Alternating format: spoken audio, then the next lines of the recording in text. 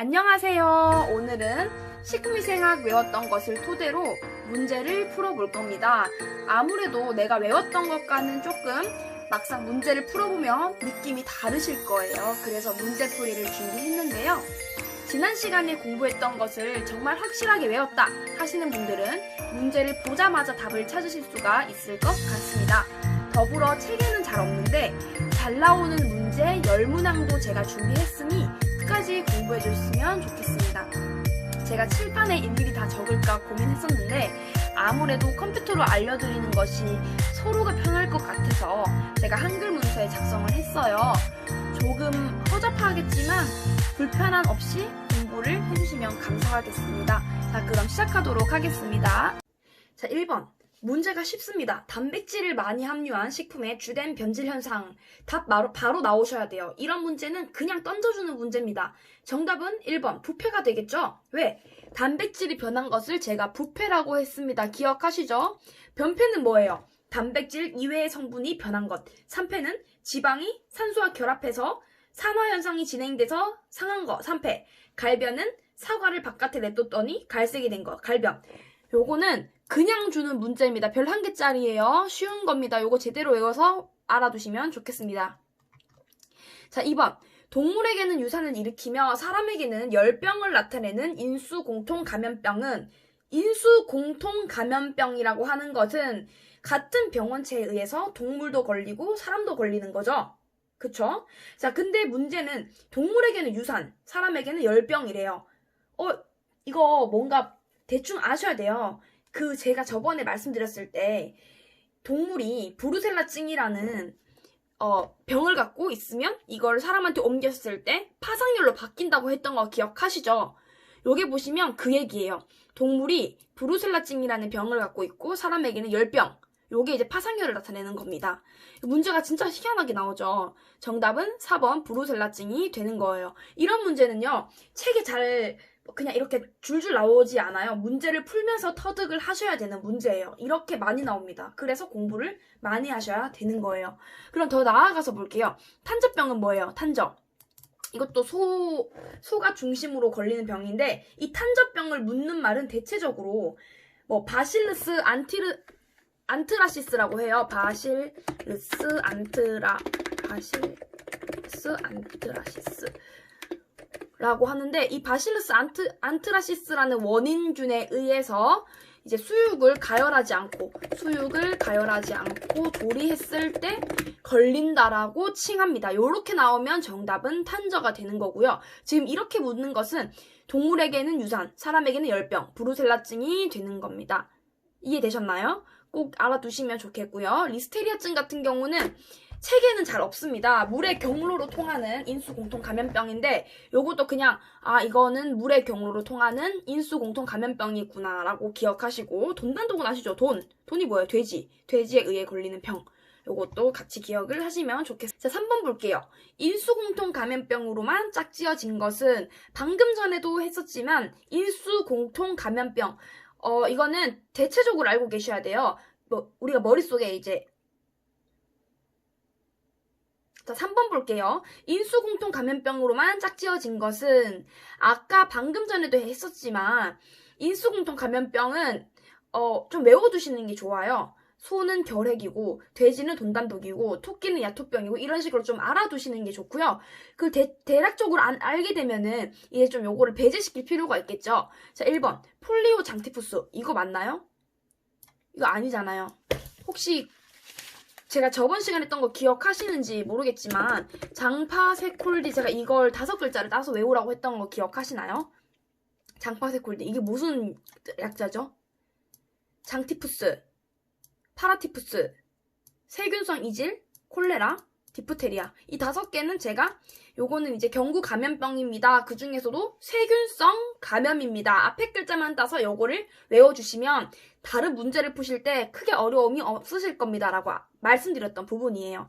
자, 그럼 요거를 좀 배제시키면 되겠네요. 일단 폴리오 장티푸스 요거 아니죠? 그리고 2번 탄저 리스테리아증 방금 했는데 요거 맞아요. 정답은 2번입니다. 근데 문제 좀 더 볼게요. 자, 결핵과 유행성 간염 결핵은 맞지만 유행성 간염은 아니에요. 요것도 바이러스성 감염병, 그 경구 감염병이 되는 거죠. 자, 브루셀라증은 맞지만 홍역도 아니에요. 정답은 2번이 되겠죠. 그래서 문제를 푸실 때 무조건 이게 뭐지? 당황하지 마시고요. 내가 확실하게 외웠던 부분을 토대로 좀 문제를 풀어주시는 게 좋을 것 같습니다. 자, 5번.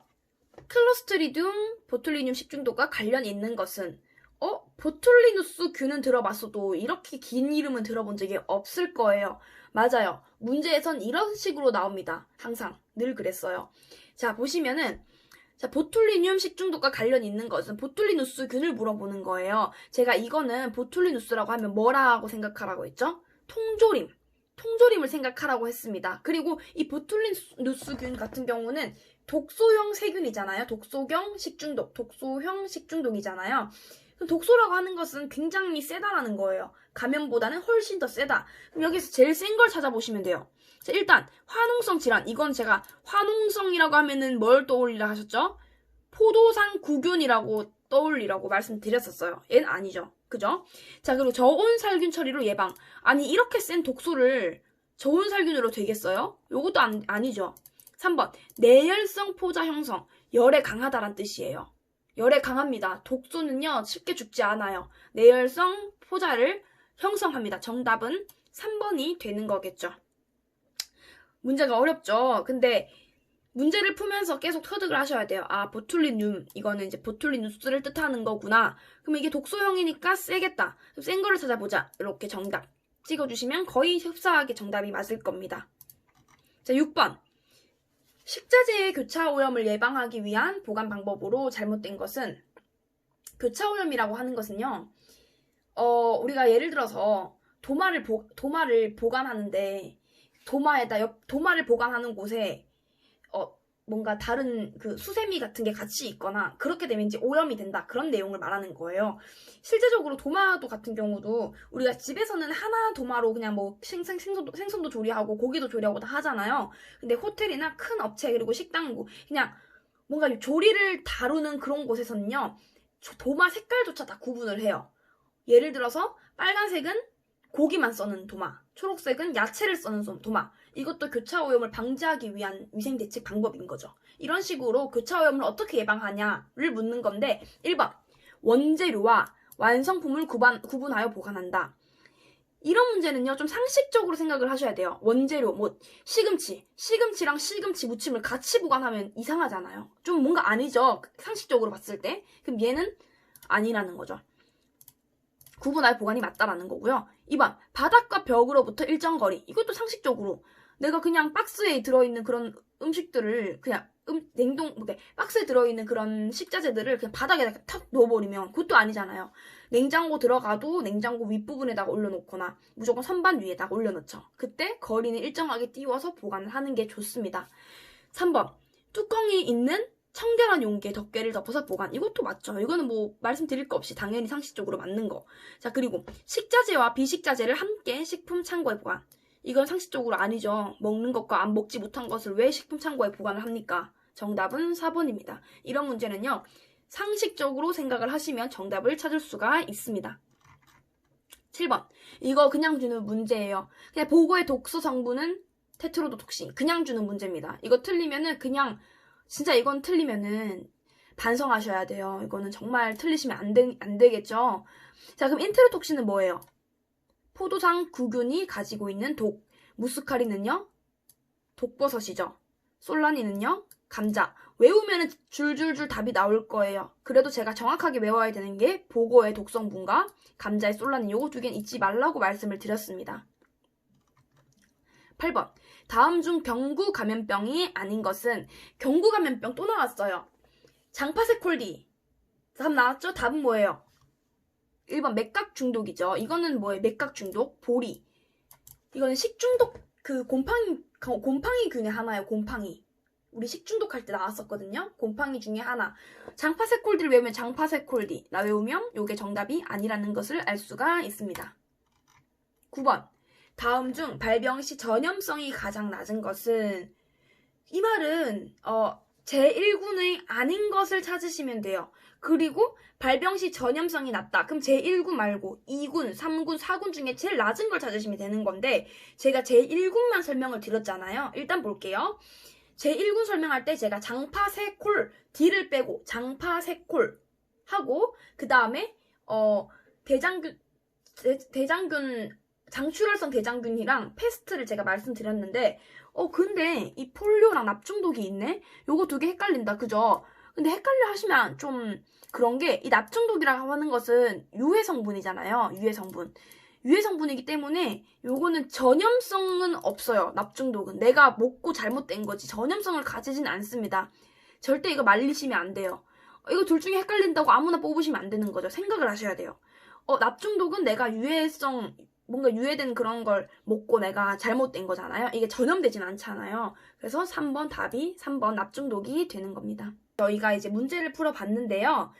그 문제들은요, 우리가 외웠기 때문에 풀 수 있는 문제들입니다. 근데 지금부터는 우리가 외우지 않았지만 잘 나오는 문제를 좀 풀어보도록 할 거예요. 이게 뭘까? 이런 거 왜 나와? 하는 문제들을 좀 보도록 하겠습니다.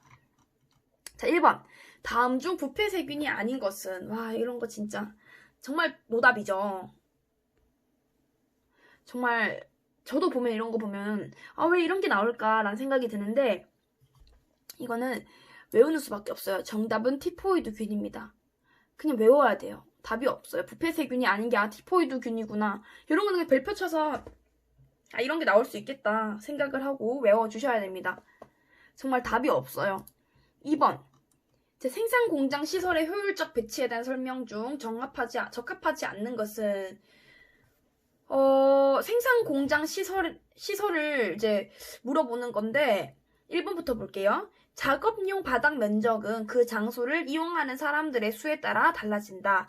맞습니다. 바닥 면적이 작을수록 사람은 작고요. 면적이 클수록 사람들의 수는 많아요. 자, 2번. 판매 장소와 공장의 면적 배분의 비율로 구성되는 것이 바람직하다. 자, 이거 정답이 사실 3이 아니고 2예요.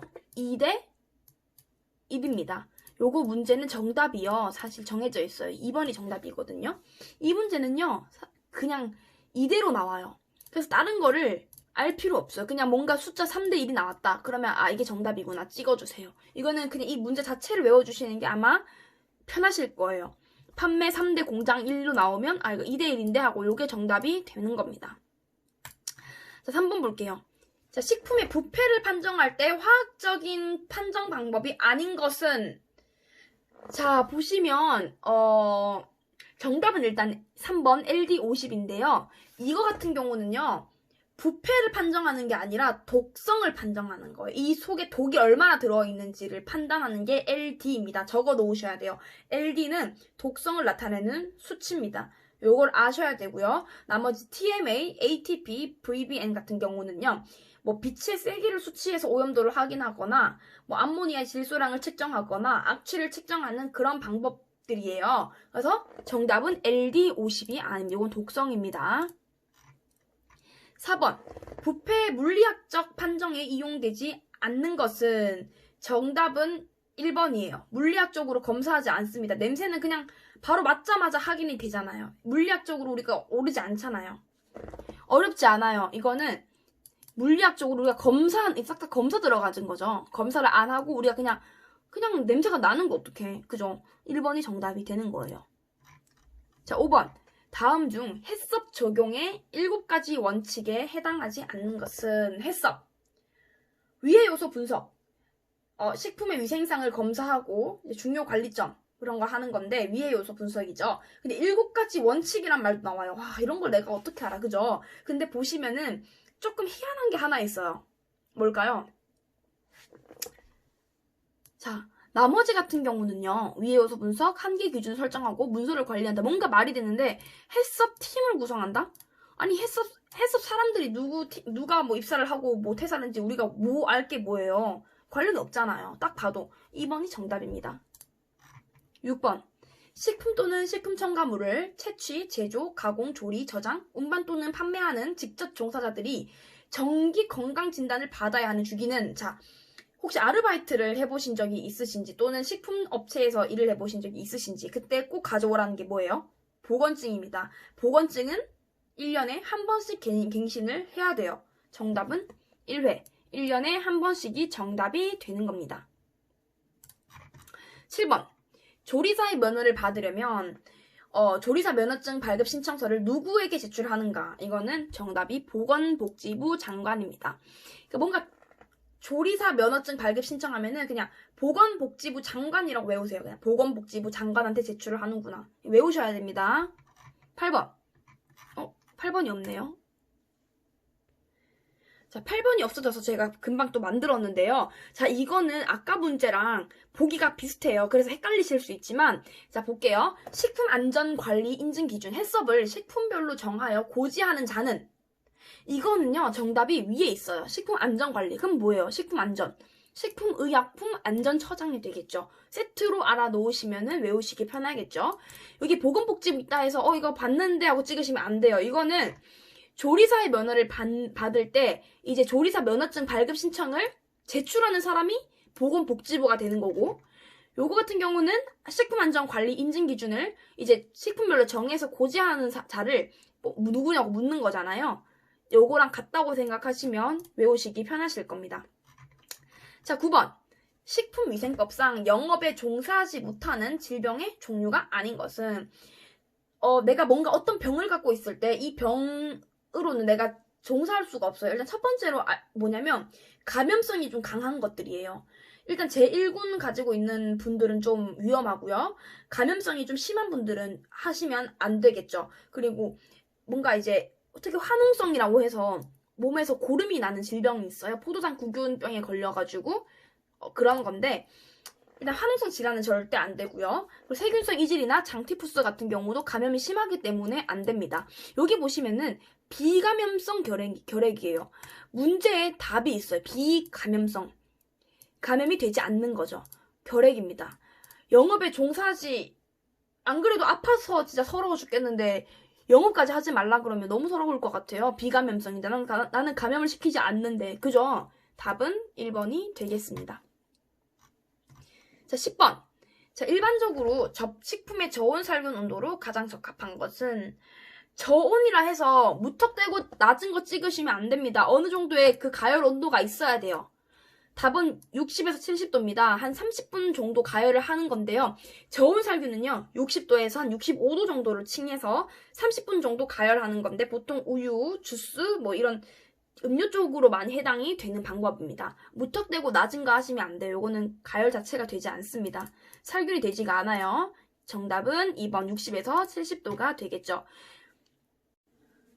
문제를 풀어보시니까 어떠셨어요? 내가 외웠던 것과 문제를 풀어보니 좀 다르게 나온다라는 것을 좀 느끼셨을 건데, 진짜 확실하게 외우시는 게 정말 중요하지만 더 중요한 거는 내가 외웠던 부분이 어떻게 문제에 나오는지도 중요해요. 그래서 특히나 식품위생학과 이제 다음에 공부할 영양학 같은 경우는 문제를 많이 풀어보는 게 중요합니다.